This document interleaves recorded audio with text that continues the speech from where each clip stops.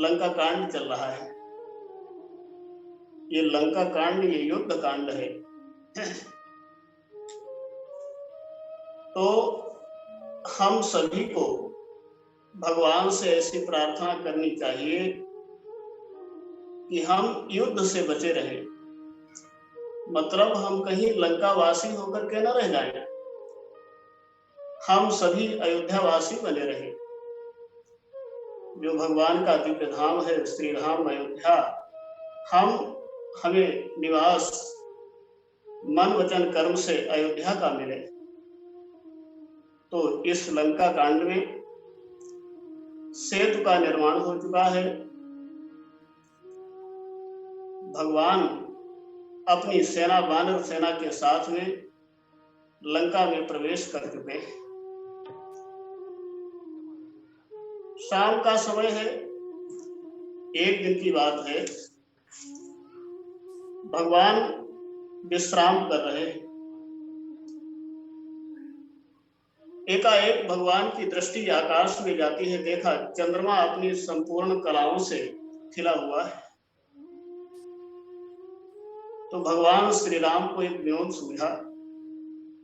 भगवान ने चंद्रमा को देखा और चंद्रमा को देख करके कहा, भाई कहा प्रभु ससीमहु नेचकताई, कहु काह निज निज मति भाई।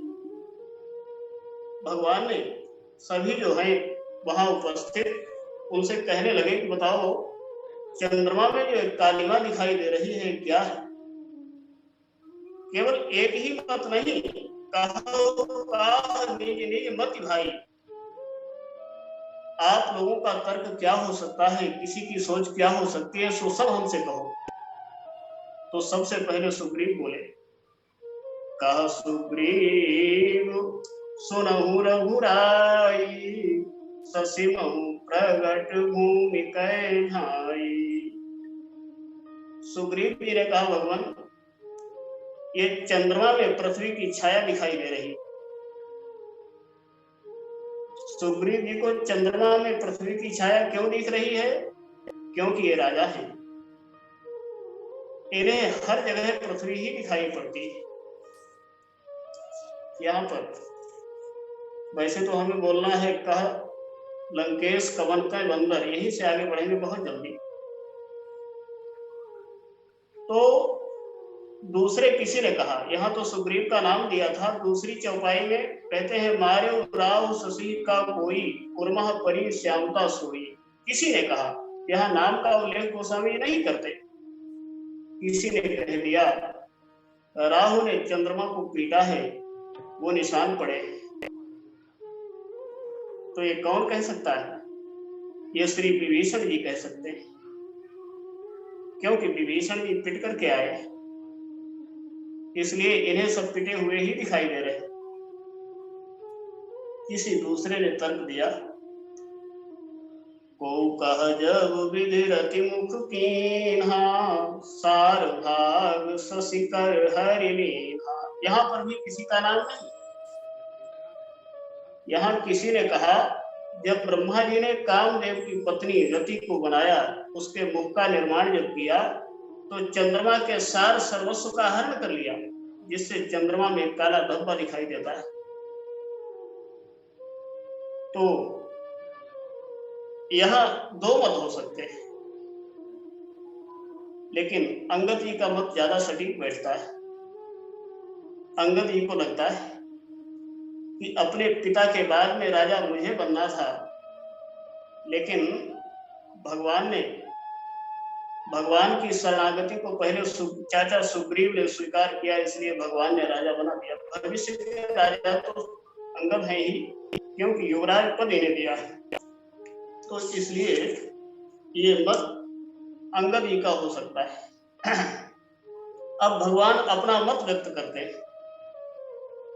भगवान कहते हैं, प्रभु कह गरल बंधु शशि केरा, अति प्रिय निज उर्दीन बसेरा। चंद्रमा का भाई है विष, क्योंकि समुद्र मंथन से चंद्रमा भी निकला और विष भी निकला, इसलिए चंद्रमा और विष परस्पर भाई हुए। तो चंद्रमा को भाई अति प्रिय है, इसलिए निज उर्दीन बसेरा, अपने हृदय में चंद्रमा ने अपने भाई विष को स्थान दे रखा है। अब चंद्रमा के हृदय में भाई विष है कि नहीं है, भगवान के तो हृदय में श्री भरत जी हमेशा रहते, इसलिए भगवान को ऐसा लगता है। और भगवान कहते हैं, इसीलिए विष संयुत कर निकर पसारी, जारत विरह बंत नर नारी। इसलिए चंद्रमा अपनी विषाक्त किरणें जब पृथ्वी पर डालता है, तो जो विरही जन हैं, नर नारी, यहाँ नर नारी का अर्थ भगवान सीताराम से ही है, इन्हें जलाता है। हनुमान जी कहते हैं, भगवान चंद्रमा आपका दास है, इसलिए तब मूरत विधुर वसत सोई श्यामता भास। आपकी सांवली सलोनी झांकी चंद्रमा के हृदय में विराजमान है, इसलिए वही दिखाई दे रही। इस प्रकार बड़े ही आनंद मंगल से रात्रि व्यतीत होती, और जैसे ही सवेरा हुआ, भगवान ने सभी को बुलाया। जामवंत आदि जितने भी मंत्री हैं, सुग्रीव जी को, जितने भी सेना नायक हैं, सभी को पास में बिठाया और कहने लगे, बताओ अब हमें करना क्या है। सीता जी की खोज हो चुकी, समुद्र पर सेतु का निर्माण हो चुका, हम समुद्र पार करके लंका की सीमा में समुद्र के किनारे आ पहुंचे हैं। अब आगे क्या करना चाहिए। मंत्री जामवंत जी भगवान को प्रणाम करके, बुद्धिबल तेज धर्म गुण राशि, आपसे बढ़कर के बुद्धिमान और कौन हो सकता है। आपसे बढ़कर के धर्मशील कोई नहीं, आपसे बढ़कर कोई बलवान नहीं, लेकिन फिर भी आप हमेशा दूसरों को बड़ाई देते हैं। इसलिए मेरा मंतव्य तो यह है, मेरी मंत्रणा यह है, मंत्र कहूं निज मति अनुसारा, दूत पठाई बाली कुमारा। जो बाली के पुत्र हैं अंगद को आप अपना दूत बना करके रावण के पास एक बार भेज कर देख लें। तो सभी ने एक स्वर में कहा, हाँ यही सही है। भगवान ने अंगद को बुलाया, अंगद से कहा, अंगद तुम बाली के बेटे हो, बुद्धिमान हो, बलवान हो, क्योंकि बाली ने कहा था, यह तनय मम सम विनय बल कल्याण प्रग प्रभु लीजिए, गहिवाह सुर नर नाह आपन दास अंगद कीजिए। ये मेरा बेटा है, बल में बुद्धि में बिल्कुल मेरे जैसा है, आप इसे अपनी सेवा में रख लें। और बाली ने चलते समय भगवान को भगवान के हाथ में अंगद का हाथ दे रखा है। इसलिए भगवान कहते हैं, बहुत बुझाए तुम्हें का कहूं, परम चतुर्मय जानत आहूं। अंगद तुम परम चतुर हो, ये मैं जानता हूं। इसलिए तुम्हें एक कार्य करना है, रावण से जाकर के काज हमार तासुहित होई, रिपुसन करहु बत कही सोई। भगवान कहते हैं हमारा भी कार्य बन जाए, अर्थात बिना युद्ध के काम चल जाए, और तासुहित होई, रावण का भी परम कल्याण हो। तो शत्रु रावण से तुम्हें ऐसी ही बातचीत करनी है। तो अब अंगद जी भगवान को प्रणाम करके वहां से चल पड़ते आए। लंका में जैसे ही प्रवेश किया तो देखा रावण का एक बेटा खेल रहा है। ये रावण का बेटा गुल्ली डंडा नहीं खेल रहा है, रावण का बेटा कुश्ती आदि के दांव पेंच खेल रहा है। इसी से अंगद जी की प्रथम भेंट हो गई। बातों बातों में बात बढ़ गई, और दोनों युवक हैं, जुगल अतुल बल पुनि तरुणाई। इसने अंगद पर प्रहार करने के लिए जैसे ही अपनी लात उठाई, अंगद जी ने इसे पकड़ करके पटका, इसका प्राणांत हो गया। अब तो जितने भी लंकावासी हैं, जितने भी निश्चरी हैं, निशाचर हैं, सब अंगद को देख करके डर रहे हैं। अंगद जी रास्ता पूछना चाहते हैं, पूछ नहीं पाते हैं, उससे पहले ही रास्ता दिखा देते हैं। पूरे लंका नगरी में कोलाहल हो गया। आवा कपि लंका जही जारी। सभी कहने लगे हमें तो ऐसा लगता है वही बानर आ गया जो लंका जला गया था। अभी कुछ दिन पहले की ही तो बात है, एक ऐसा ही बानर आया था जो पूरी लंका को जला गया। अंगद जी गए, रावण की सभा लगी हुई है। सभा के द्वार पर अंगद जी पहुंचते। जो द्वारपाल है, द्वार का सेवक है, वो सभा में गया, रावण से अनुशासन आज्ञा लेकर के आया। अंगद जी को ले जाकर के सभा में उपस्थित कर दिया। अंगद जी देखते हैं रावण है कैसा। अंगद दीख दशानन वैसा, सहित प्राण कज्जल गिरि जैसा। रावण ऐसा है मानो कज्जल गिरि, काजल का पहाड़ सिंहासन पर बैठा हो। यहाँ एक तो काला कलूटा होगा शायद, इसलिए कहा कज्जल गिरि, और पर्वत इसलिए कहा क्योंकि ये जड़ है। समझाने योग्य बात कोई नहीं समझता, समझाने पर भी नहीं समझता। मंदोदरी ने कितनी बार इसे समझाया। अभी लंका कांड में ही मंदोदरी कई बार समझाती है रावण को, लेकिन इसके समझ में नहीं आता। तो ये जड़ है। तो अंगद जी को जैसे ही रावण ने देखा, रावण कहने लगा कहा दस कंठ कवन तय बंदर, मैं रघुवीर दूत दस कंधर। रावण ने प्रश्न अपना आधा ही कर पाया। अभी सुंदरकांड में हनुमान जी से भी उसने यही प्रश्न किया था, लेकिन श्री हनुमान जी महाराज बिल्कुल शांत हैं, सौम्य हैं। वो चुपचाप, रावण जब तक प्रश्न करता रहा तब तक हनुमान जी नहीं बोले। रावण कहता है तू कौन है। कहीं के बल घालहि मन खीसा, कीन्हो श्रवण सुने नहीं मोही, देखो अति असंख सठ कोही, मारे निश्चर कहीं अपराधा, कौसठ कोई न प्राण कई बाधा। हनुमान जी जब उसके प्रश्न समाप्त हो गए तब बोले, लेकिन अंगद जी का सिद्धांत दूसरा है।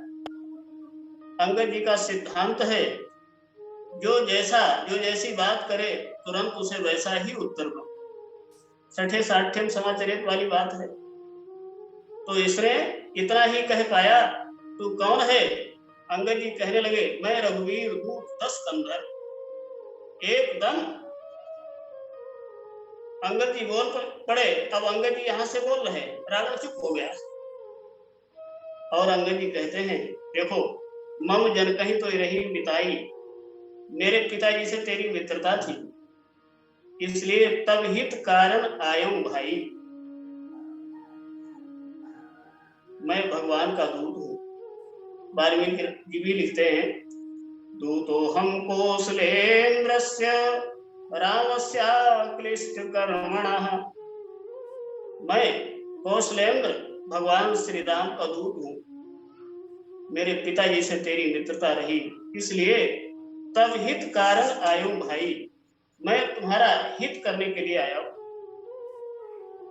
अब रावण का हित काहे में है?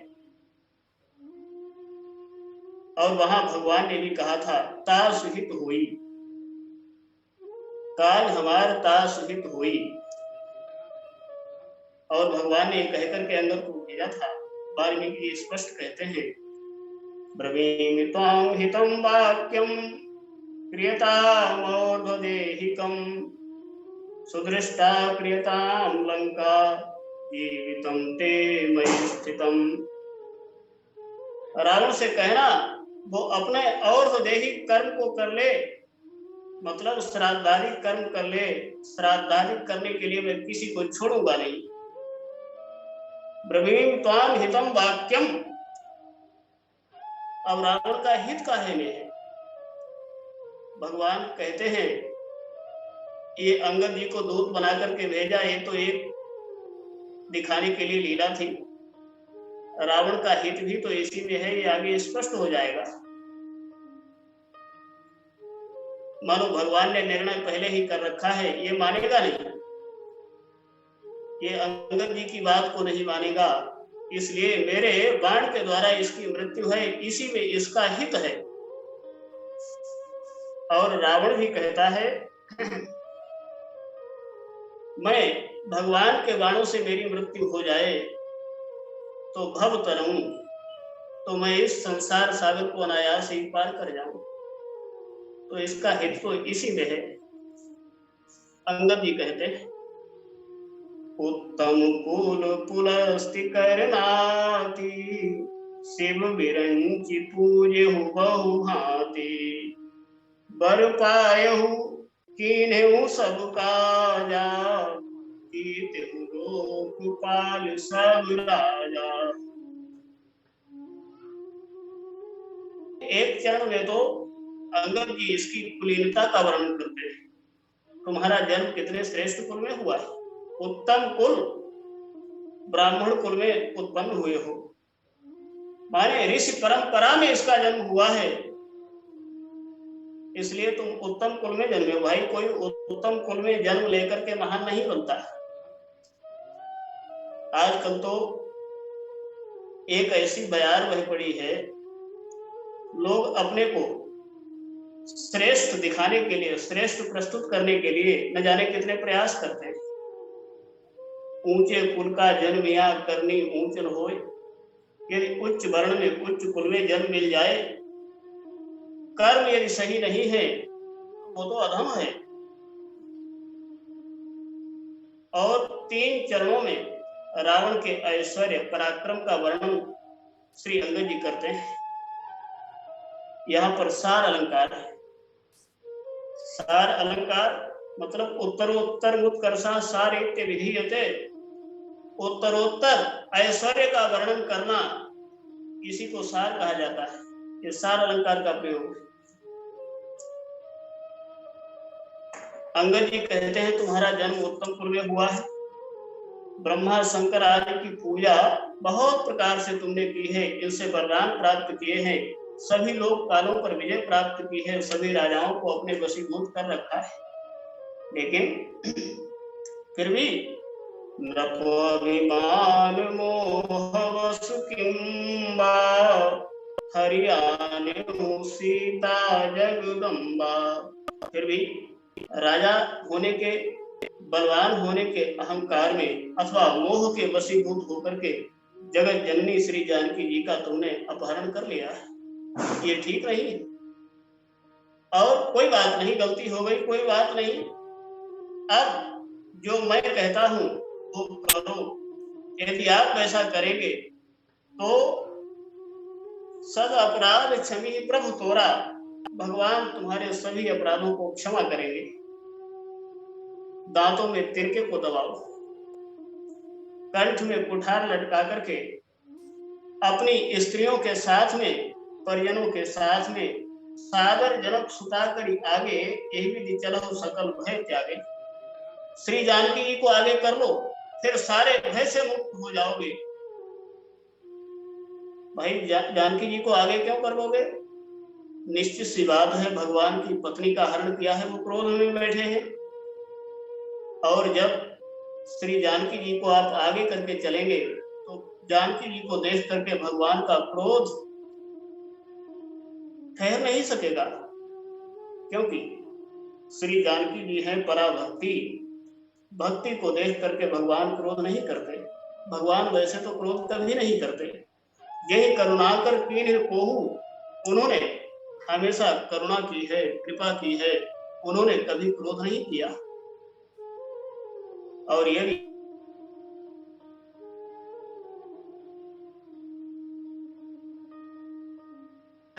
निश्चित कहता हूं भगवान तुम पर क्रोध नहीं करेंगे, क्योंकि दांतों में घास का भाव, तिनके का भाव ये है, गाय घास खाती है, मतलब भगवान के सामने गौ का भाव रख करके चलो तो भगवान गाय पर प्रहार नहीं करते। और कंठ में कुठार का, आप जैसा भी दंड देंगे वो मुझे स्वीकार्य है। साथ में अपनी स्त्रियां, इसलिए कि सीता जी की शुद्धि के विषय में मेरी स्त्रियां प्रमाण हैं। आप ऐसे होकर के चलें। रावण ने जैसे ही सुना ये तुच्छ वानर हमें उपदेश कर रहा है, तो कहने लगा, रे कपि सुरारी,